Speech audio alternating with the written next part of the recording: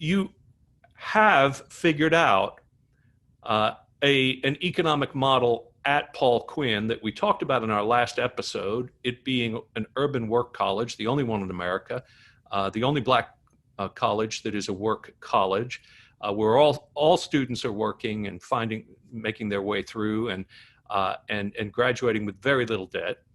But you also made a really significant decision back in 2015 to do something that really changed, again, the ethos of the school, in that historically black colleges and universities have had a lot of school spirit across time with their athletic programs. Mhm. And you had a big football field there, and you decided to tear it up and plant a garden, Yeah. to cancel the football program and build an urban garden. And that was an extraordinary decision. Let's talk about that somehow. Sure, sure. So it actually is ironic. We terminated the football program in 2007. Okay. All right. And then in 2010, we planted the farm. Oh, you did. Okay. And it was, Man, time flies. oh, it flies. And I tell people, we built a farm without a feasibility study, without a real plan. We built the farm on the back of righteous rage. Okay? I mean, Okay. it should never have worked. The Right. idea that a school with no agriculture program, no one on staff that knew anything about farming. In fact, the person who was our original farm director, she got the job because I had mentored her since she was 16. She was the youngest staff member, and I knew that she wouldn't tell me no, right? So Right. when I called, I said, hey, and she said, well, I don't know anything about farming. I just told her to Google it, right? I mean, and that's how we wound up with the farm, with no tractor really, with no irrigation system, right? And we're so incredibly thankful to you and the church because, you all bought us our first tractor, okay? Which, by the way, has made a world of difference, okay? Right. Turns Right. out automation is your friend on the farm, okay? Oh, that's right. But it is, it again, it goes back to just a simple principle of what's right. Yeah. What's right? I mean, we could continue to play football, or we could address the needs of the community we serve. Well, let's And say a little more about that because you are in what's known as a food desert, right? So your community is without a large grocery store where people can go within several miles of where they live. And so they are left to convenience stores and to the high sugar count and carb count of the kinds of foods that they can buy, and then also the increased price of those fast food goods and whatnot. So here you are. You're going to plant a garden, have a farm, and produce fresh greens and stuff, vegetables for your community. What an incredible gift! well, it's when we first decided to create the farm, and I went to my board and I said, we're gonna turn the football field into a farm. And they all looked at me as if I was pretty much crazy. And I said to them, I was like, this farm is gonna be the thing that saves our school. And one of my trustees said, are we gonna make that much money farming? And I laughed. I said, no, you can't make that much money farming anything legal on this lot. This lot of land. No, Yeah. no. I said, but what this farm is going to do is it's going to show people who we really are. Right. Right? Right. It allows us to reframe the conversation. We're going to turn this around. Instead of being focused on us, we're going to say, we have something of value to contribute. Right. And it's made a world of difference for my students. It's made a world of difference for the community. It is a source of pride. And it just, again, it speaks to this deep-seated belief that we have that there's nothing better than to serve. Right. Well, so for people like me who live in North Dallas and who have to make a decision every time we leave the house to go to a grocery store. Which one am I going to pass to get to the next one? Because they're competing with each other within, half a mile of each other.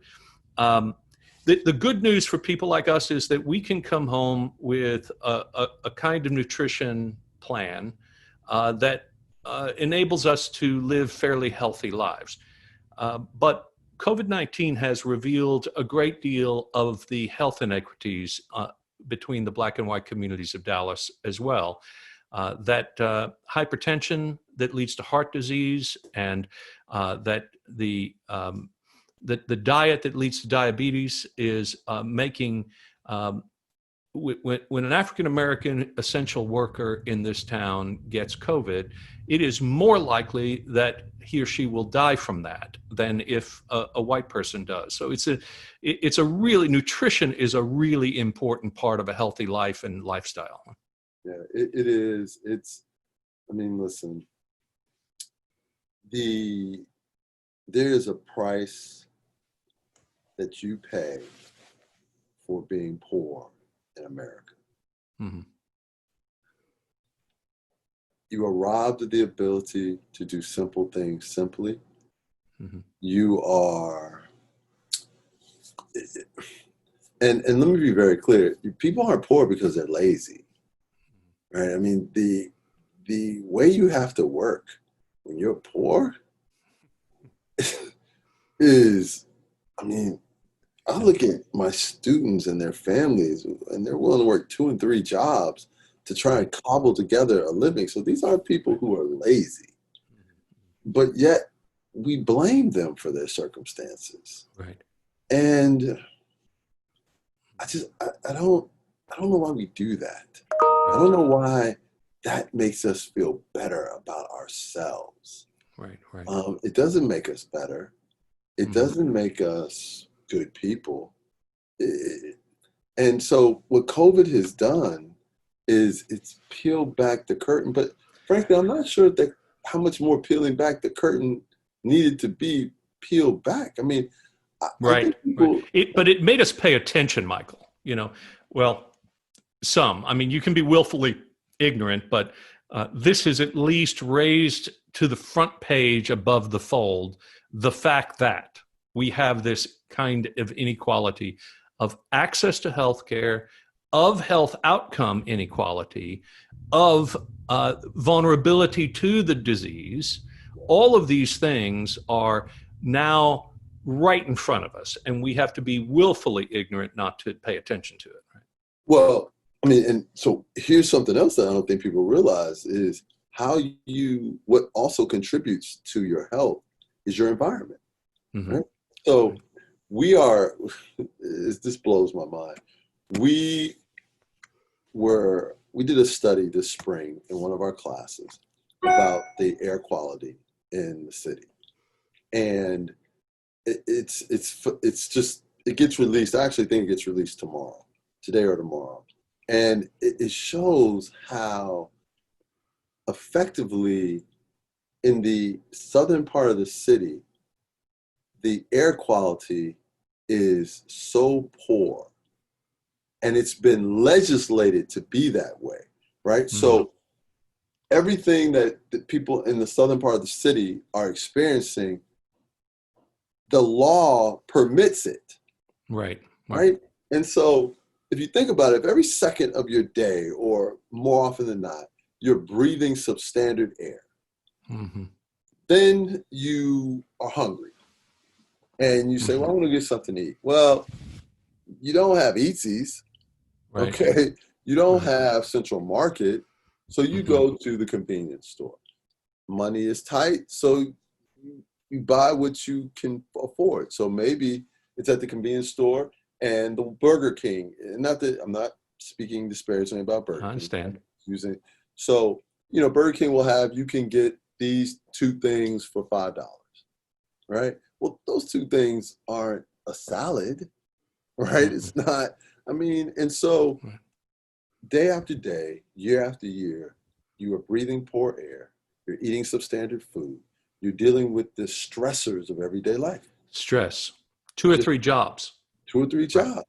And so then when something like COVID comes along, which feeds on unhealthy bodies and systems anyway, ravages them, well, of course. And then you don't have access to appropriate health care. And then when you do go to the doctor, you might be told, just, take an aspirin and go home. We're not really. And you might not have insurance to begin with, more than likely. Probably don't have insurance. So all of this becomes the perfect storm that leads to the destruction.